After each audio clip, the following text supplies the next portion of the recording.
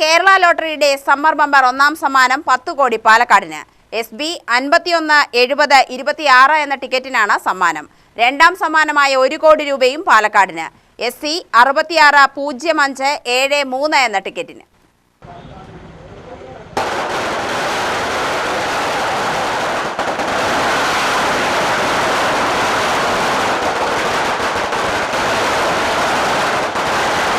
ഉച്ചയ്ക്ക് 2 മണിക്കാണ് നറുക്കെടുപ്പ് നടത്തിയത്.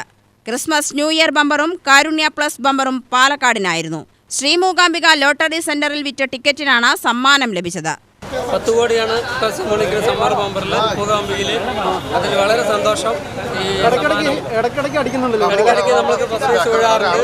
2001, 2015 16 കോടി ഉണ്ടായിരുന്നു. അതിനുശേഷം ബമ്പറിൽ പ്രൈസ് ഉണ്ടായിരുന്നു, പ്യൂർ ബമ്പറിൽ പ്രൈസ് ഉണ്ടായിരുന്നു.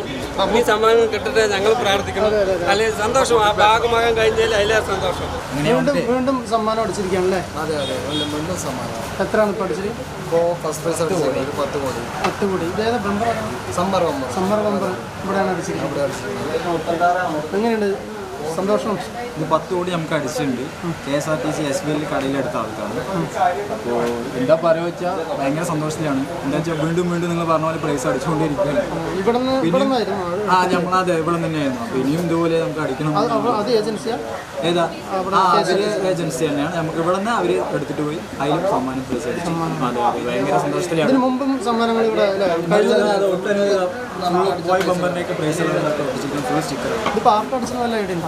ആർക്കും പോയിന്ന് അറിയില്ല. നമ്മളിവിടെ നിന്ന് SBL കൊടുത്തു എന്ന് മാത്രമേ ഉള്ളൂ. സമ്മർ ബമ്പറിന്റെ ഏറ്റവും കൂടുതൽ ടിക്കറ്റ് വിറ്റതും പാലക്കാടായിരുന്നു.